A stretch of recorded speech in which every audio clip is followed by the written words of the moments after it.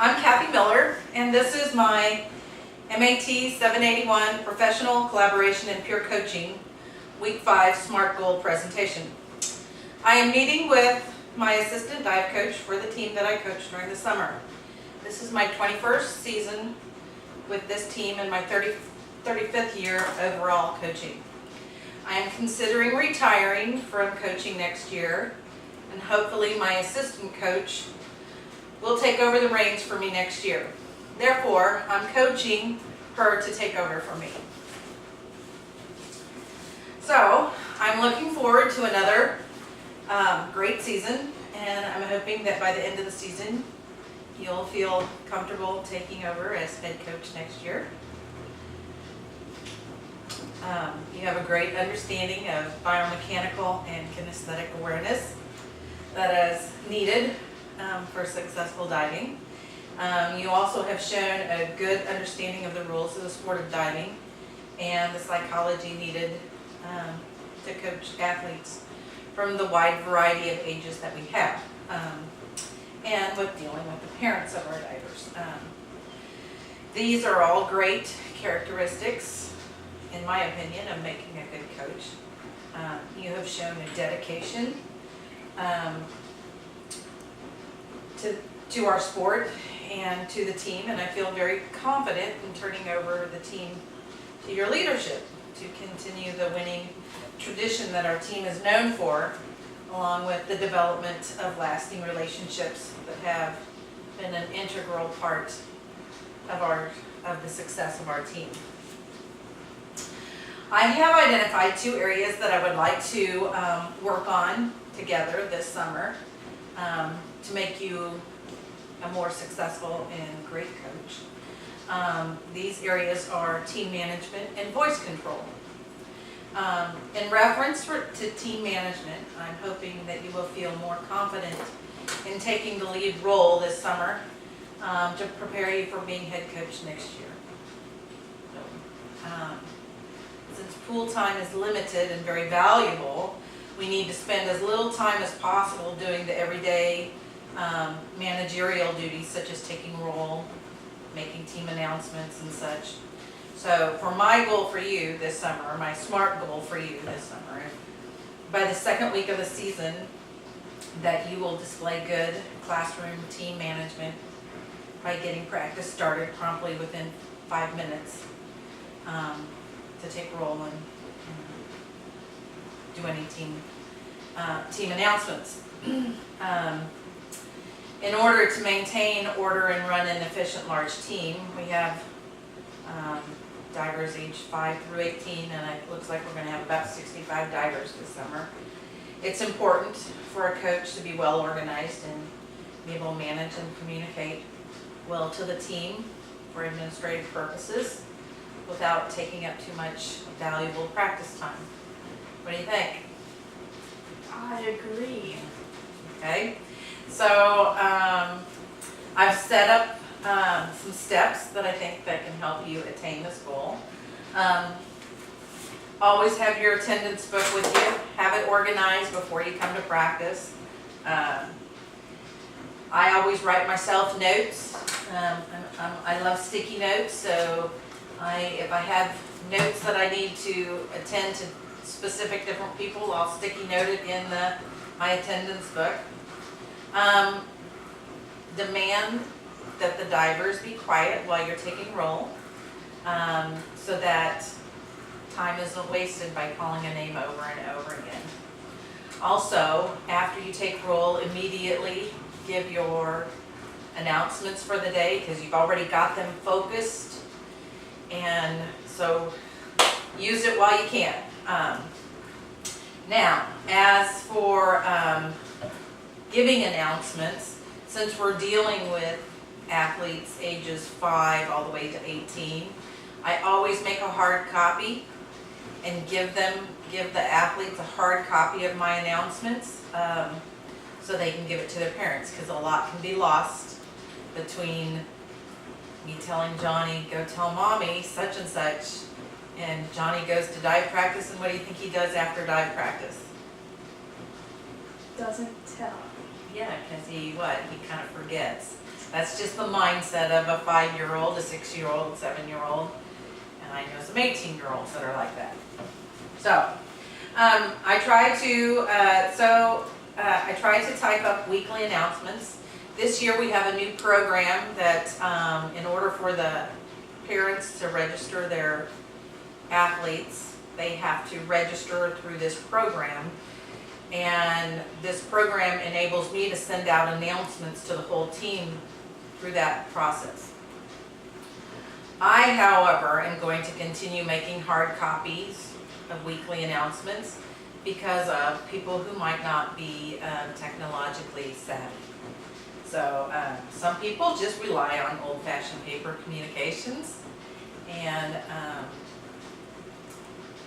I feel comfortable doing that. So I would, you're more modern than I am, and you've grown up with technology more than I have, so you may be more adept, but I still think it's a good idea to have a hard copy just in case the computer crashes or the system crashes. So,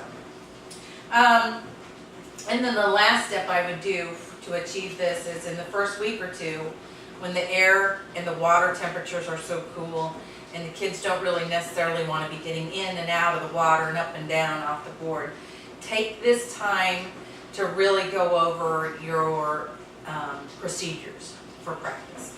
Go ahead and take 10 minutes of each practice to emphasize this is how we sit down, we get in our squats for roll, we stretch, we're quiet. I mean, go ahead and take the 10 extra minutes or so that first week or two when it's cool.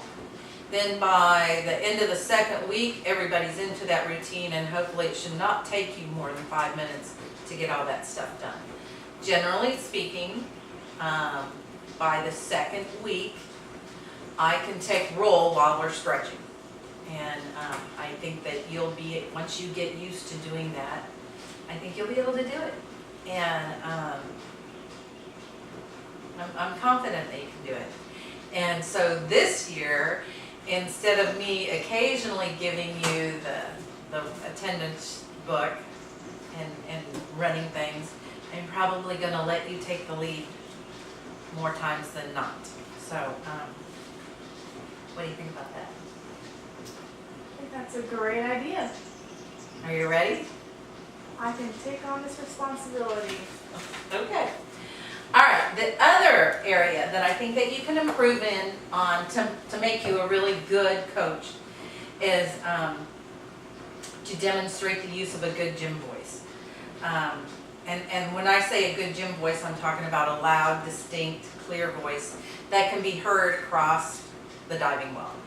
We're working in an outside environment, so you have to train that voice to be strong and boisterous. And we have about 60 athletes from the ages of 5 through 18, and they're going to tend to be very social, and sometimes you're going to have to get their attention, and just saying, hey, I need you to be quiet, that is not going to do it. You're going to have to raise your voice, okay? So I know that sometimes you are very, very good at giving feedback. I love the way you give individual feedback and interact with the athletes and give them good instructions. But there are times when you're just too soft-spoken. So you're just going to have to,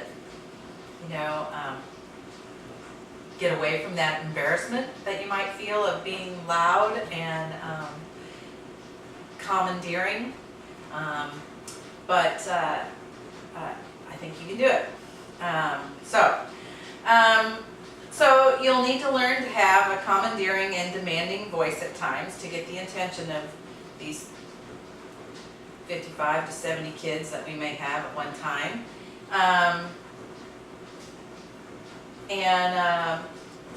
Sometimes the divers are more engaged in the social aspect of our sport.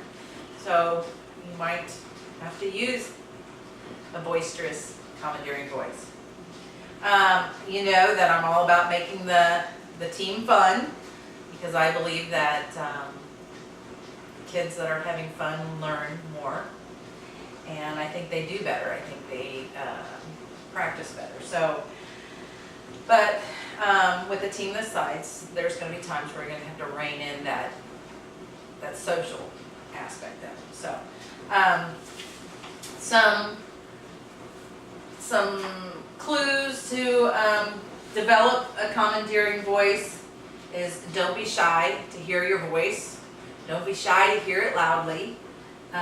Don't be embarrassed by using it normal. You want to be clear, concise, and loud without sounding mad. And then I would say, if in the first couple weeks you want to get a whistle, I know when I first started coaching, I would use a whistle to get the attention of my team.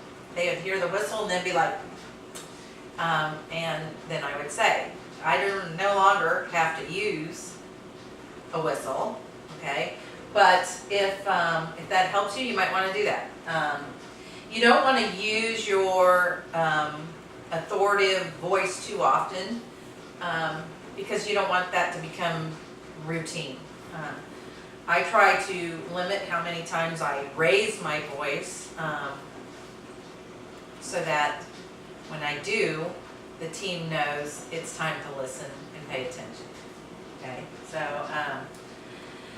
the other thing is I would always have a water bottle at my side because when you start talking loudly across the diving well for 2 hours at a time, 5 days a week, your vocal cords are just like any other muscle. They get tired. So keep that water bottle next to you. Just know that your vocal cords and your gym voice will get better the more you use it, just like any other muscle. So, thoughts about this? I will definitely work on being louder, but I don't think I could ever compare to how loud you are. Okay. Well, I'm going to take that as a compliment. It definitely is. So, anyway.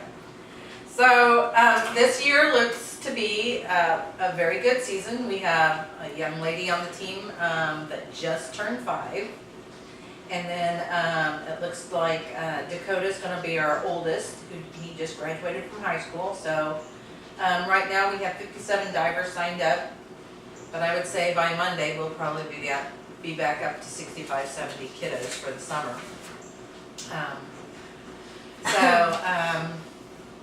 Anyway, so what I plan to do is first lead by example and then kind of let you take over and I will observe, and then daily at the end of practice you can let me know what concerns you have, and if I have any of you I'll share those with you.